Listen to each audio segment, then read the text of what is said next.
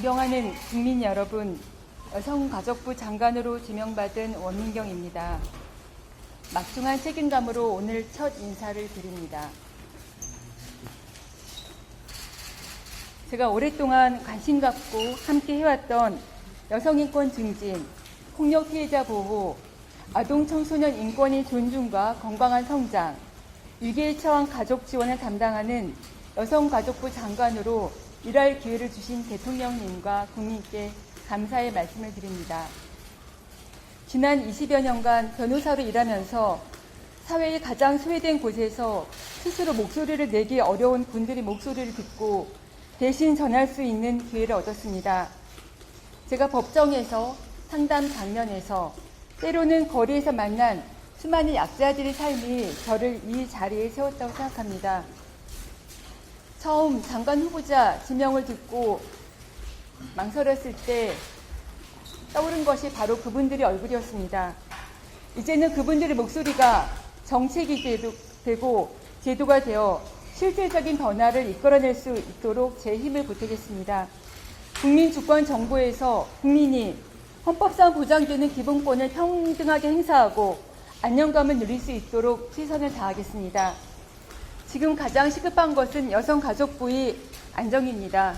존폐 논란과 장기간 장관직 부재로 정책 추진 동력이 약화되지 않았을까 우려됩니다. 여성가족부만이 할 수 있는 섬세한 지원과 정책이 닿아야 되는 곳이 계속 늘어났는데 이를 국정과제화하고 강력히 추진할 수 있는 리더십이 부재했다는 사실은 매우 안타깝습니다. 여성가족부는 이제 다시 사회 곳곳에서 목소리를 내지 못했던 분들의 권리 신장을 위해 열심히 일하는 부서가 될 것입니다. 더욱 실질적인 변화를 이끌어낼 수 있는 정책과 제도를 추진하고 기존 제도 운영을 다시 한번 살펴보겠습니다. 지난 13일 국정과제가 발표되었습니다.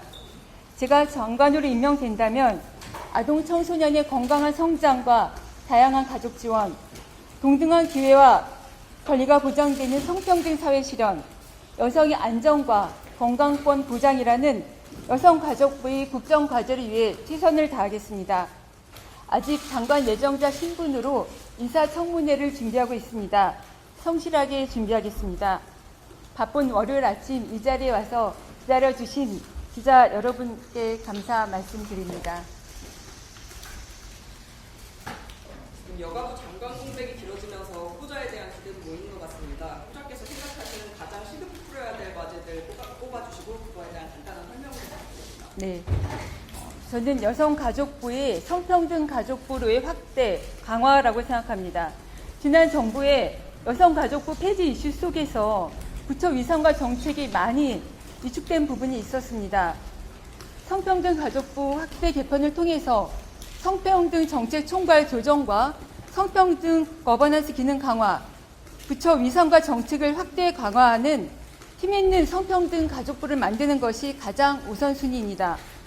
이를 기반으로 교제폭력과 디지털 성폭력, 성매매와 같은 폭력 문제, 여성 정제활동 참여 및 노동시장에서의 성차별 해소, 위기 취약가족과 청소년에 대한 보다 두터운 지원 체계를 만들 수 있을 것입니다.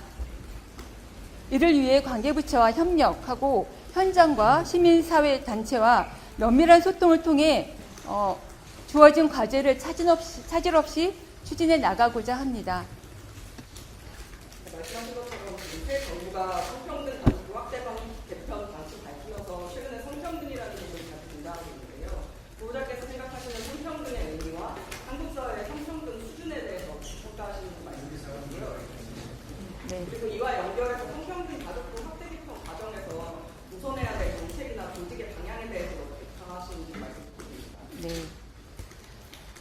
성평등은 우리 사회 영역에서 차별이나 편견 없이 기회와 권리를 동등하게 보장받는 것임을 모두 알고 계실 겁니다. 저는 성평등한 사회 실현이 우리 국민 모두의 삶에 기여하고 국민 모두의 안정감을 높여서 우리 사회의 지속 가능성을 담보할 수 있다고 생각합니다. 그동안 한국 사회의 성평등 수준이 개선되어 왔지만 성별 임금 격차와 젠더 폭력에서 느끼는 안전 격차, 돌봄과 가사 노동에서의 성별 격차, 성평등에 대한 청년 세대의 인식 격차 등 격차가 큰 것이 매우 심각합니다. 저는 이러한 다양한 격차 해소에 우선순위를 두고 정책을 추진해 가고자 합니다. 이 정책 추진이 필요한 다양한 그 조직의 개편과 신설도 함께 여성가족부와 함께 검토해 가고자 합니다. 네, 강간죄 개정이나 차별금지법, 생활동반자법 등 젠더 의제에 대해서 여가부가 좀 주도적으로 진행해 주길 바라는 목소리 터진 것 같은데요. 이에 대한 생각은 좋고요. 그리고 대통령께서는 청년 남성 차별에 대한 대책을 의논했는데 이에 대해서 어떻게 생각하시는지도 입장 밝혀주시면 감사하겠습니다. 네. 강간죄 개정 논의는 현행 형법상 피해자는 있는데 가해자를 처벌하지 못하는 사각지대를 해소하고 성폭력의 판단 기준을 기본권의 측면으로 보고자 하는 논의로 알고 있습니다. 다만 이에 대한 이해 부족과 우려 의견이 있다는 것도 잘 알고 있습니다. 일본에서도 오랜 사회적 토론 과정을 통해서 입법이 되었습니다. 반대 의견을 포함해 현장, 전문가, 당사자, 관계부처인 법무부와 다양한 의견을 함께 논의할 수 있는 공론의 장을 만들어 최선의 방안을 찾도록 노력하겠습니다.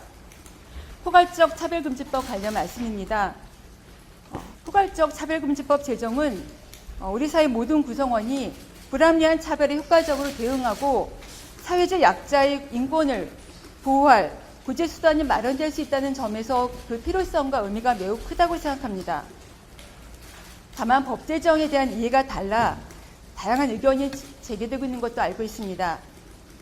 향후 다양한 주체들이 서로 의견을 경청하고 종합적으로 논의하는 토론의 장이 마련될 필요가 있습니다. 포괄적 차별금지법에 대해서는 그동안 차별 시정과 해소에 노력해왔던 국가인권위원회와 적극 협력해 나가고자 합니다. 생활동반자법에 대해서 말씀드리겠습니다. 실제하는 가족의 현황과 외국 사례, 국민의 기본권 보호 등을 종합적으로 고려해서 관련 논의가 진전될 수 있도록 노력하겠습니다. 성평등은 남성과 여성이 함께 만들어 나가는 것입니다. 이제는 남녀 대비 누가 더 차별받느냐의 제로성 게임을 넘어서서 성별 역할에 대한 고정관념을 탈피해야 될 시점이 왔다고 생각합니다. 다만 사회 전체적으로 여성 차별이 여전하기에 여성 정책이 여성의 과제로만 인식되어 왔던 것이 사실입니다. 그러나 성평등 의제를 둘러싸고 남성들이 겪는 교정 과제들이 있다는 것도 잘 알고 있습니다. 성별 고정관념으로 인해 남성들이 겪는 어려움, 군대 등 한반도 상황으로 인해 남성들이 느끼는 불이익 문제들을 해결하기 위해서 대안을 모색해 나가겠습니다. 인권위원회 군인권보호위원으로 활동했던 경험을 기반으로 군대 내 성평등 문제, 군대 내 인권침해 문제에도 적극 관심을 갖고 관계부처와 정책을 같이 고민하고 필요한 지원을 고민해 나가려고 합니다. 디지털 성범죄의 경우에는 가해자가 특정하기가 어렵고 기술기업 판매 얻어내기 힘들다는 이런 한계들도 있는데요. 실효성 있는 대책 마련하기 위해서 어떤 게 필요하다고 생각하시는지 말씀 부탁드립니다. 디지털 성범죄는 변화 속도가 매우 빠릅니다. 어제 세운 대책이 오늘 아무 효과가 없을 수 있다는 점을 피해자 지원 현장 경험을 통해서 매우 잘 알고 있습니다. 지금 디지털 성범죄 관련한 대책이 계속 마련되고 있는 것으로 알고 있지만 제가 장관이 된다면 관계부처와 신속하고 긴밀한 협력이 중요하다는 생각하에 현장과 당사자, 관계기관과 수시로 소통하면서 피해자들이 피해자들이 실질적으로 효과가 있다고 느끼는 대책을 고민하고 개선해 나가고자 합니다. 한 질문인데요. 네. 전임 후보자가 난마 상황에서 2년 되셨잖아요. 그래서 대통령실에서도 인사할 때 되게 신중히 고민하고 내렸을 것 같은데 본인이 이제 생각하시기에 어떤 역할을 할 거로 기대하고 지명이 되셨다고 생각하시는지 하나 궁금하고요. 그리고 이번 결정받을 때 여성 건강권에 대한 내용이 들어간 걸로 알고 있는데 여성계에서 주목하는 게 이제 낙태죄 폐지 이후에 임신 금지에 대한 논의가 좀 중단된 거에 대해서 네. 말만 하고 있는 이거에 대해서 어떤 입장이신지 말씀해 주세요. 네. 저는 그동안 시민사회와 피해자 지원 활동 그리고 관련법 개정 운동을 함께 하면서 어떤 공직이나 정치에 대한 생각을 갖고 일해왔던 사람은 아니었습니다.